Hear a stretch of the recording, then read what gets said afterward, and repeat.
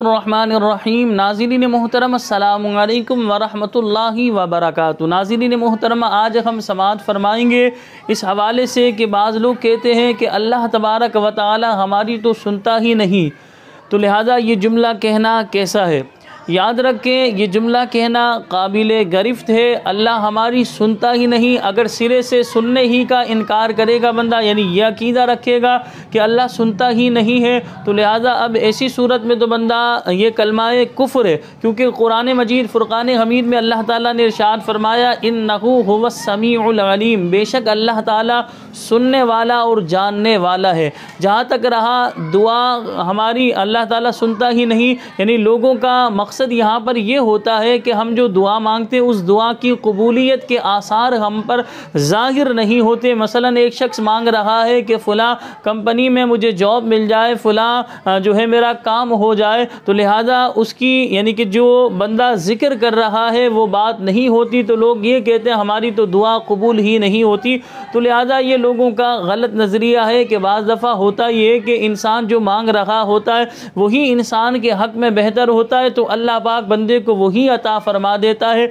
अगर इंसान के हक़ में वो बेहतर नहीं होता तो अल्लाह पाक उस दुआ की बरकत से इंसान की आने वाली कोई मुश्किल परेशानी दूर कर देता है, या अल्लाह तबारक व तआला उस दुआ का जो सवाब होता है उस दुआ का सवाब अल्लाह तबारक व तआला आखिरत के लिए जमा कर लेता है। तो लिहाजा कल क़यामत वाले दिन ऐसे शख्स को जिसकी दुआ की कबूलियत के आसार ज़ाहिर दुनिया में नहीं हो रहे थे या बहुत कम हुए, जब वो अपना अजर यानी सवाब देखेगा दुआ मांगने का, तो वो अर्ज़ करेगा मौला ये किस नबी, किस वली, किस शहीद, किस तेरे नेक बंदे का ये सवाब है। तो अल्लाह पाक फरमाएगा ए बंदे ये सवाब सारा का सारा तेरा है। तो अर्ज़ करेगा ए अल्लाह मैंने इतनी नेकियां तो की नहीं, तो रब्बे करीम जो है इरशाद फरमाएगा अल्लाह तबारक व तआला के बंदे दुनिया में तू हमसे दुआ मांगा करता था, लिहाजा दुनिया में देना तेरे हक़ में बेहतर नहीं था, तो ये सारा का सारा सवाब हमने आखिरत के लिए जमा कर लिया था, ये सारा सवाब तेरा ही है।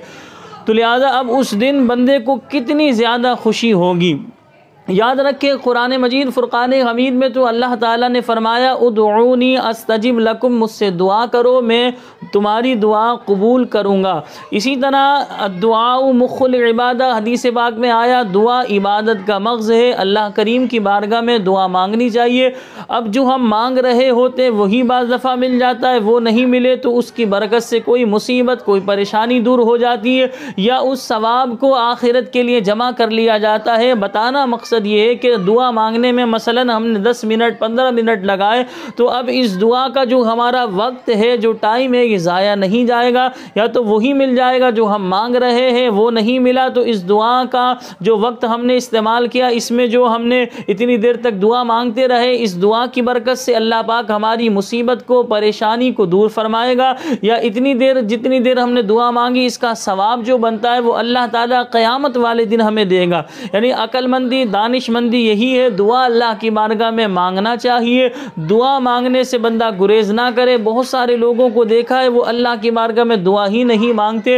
इसी तरह मस्जिद के अंदर इमाम साहिब दुआ को लंबा कर दे वो नाराज़ होना शुरू कर देते, या इसी तरह इज्तिमाई जहाँ दुआएं होती हैं वहाँ दुआ में शरीक नहीं होते। याद रखें जहाँ 40 मोमिन होंगे, जहाँ 40 मुसलमान होंगे, वहाँ अल्लाह पाक का एक नेक बंदा होगा, तो लिहाजा जहाँ 40 नेक बंदे मौजूद होंगे मुसलमान, तो लिहाजा अल्लाह का वहाँ एक वली मौजूद होगा, तो उस वली की आमीन की बरकत से ज़ाहिर सी बात है सबकी दुआ कबूल होती है। तो उलमा यही फरमाते इज्तिमाई जहाँ दुआएं होती हैं वहाँ ज़रूर दुआ में शरीक होना चाहिए। क्या अजब किसकी आमीन से हमारा भी जो है बिगड़ा हुआ काम संवर जाए, हमारी भी बिगड़ी बन जाए। होना यही चाहिए इज्तिमाई दुआओं में हम शरीक हों।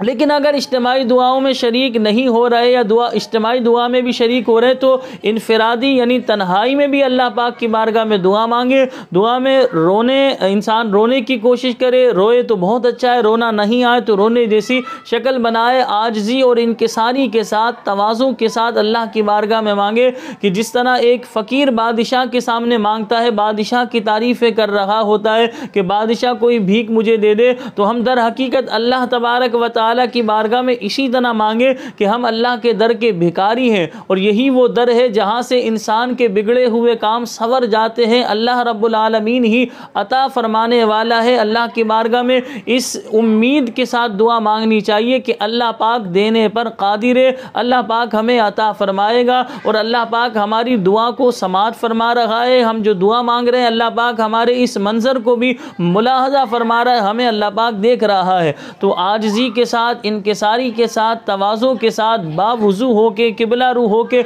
अल्लाह की बारगाह में गिड़गिड़ा के बंदा दुआ मांगा करे। तो दुआ मांगने के बाद इंसान असल में है जल्दबाज। कुरान पाक में अल्लाह ने फरमाया खुलिक़ल इंसानु अजूला, यानी इंसान दर हकीकत इंसान जो है जल्दबाज पैदा किया गया, यानी इंसान जो है वो जल्दबाज है। इंसान चाहता है कि जो मैंने मांगा फ़ौरन उसका ज़ुहूर हो जाए, ऐसा नहीं होता। बाज़ दफ़ा जो हम मांग रहे होते वो बेहतर होता है तो मिल जाता, नहीं बेहतर तो हमारी कोई मुसीबत परेशानी दूर हो जाती या अल्लाह तबारक व तआला इसकी बरकत से यानी इसका सवाब आखिरत के लिए जमा कर लेता है। तो हमारा जो भी वक्त है दुआ में इस्तेमाल हुआ वो ज़ाया नहीं जाएगा। यकीनन आप मसले को समझ गए होंगे। ये जुमला ना कहा करें कि अल्लाह तो हमारी सुनता ही नहीं, हमारी तो दुआ कबूल होती ही नहीं है, दुआ मांगने का क्या फ़ायदा। इस तरह के जुमले कहने से गुरेज करें। ख़ुद भी अल्लाह की बारगाह में दुआ मांगे, अपने घर वालों से भी कहें अल्लाह पाक की बारगाह में दुआ मांगे। और जिस तरह के आज हालात चल रहे हैं, हम पाकिस्तान क्या पाकिस्तान से हट कर भी बात करें, पूरी दुनिया के ही हालात ख़राब है। अल्लाह रब्बुल आलमीन हम सब के हाल पर रहम फरमाए, करम फरमाए, फ़ज़ल फरमाए। अल्लाह पाक हम पर आसानियाँ पैदा फरमाए। मुझे अपनी ख़ास दुआओं में याद रखिएगा। अस्सलामु अलैकुम व रहमतुल्लाहि व बरकातुहू।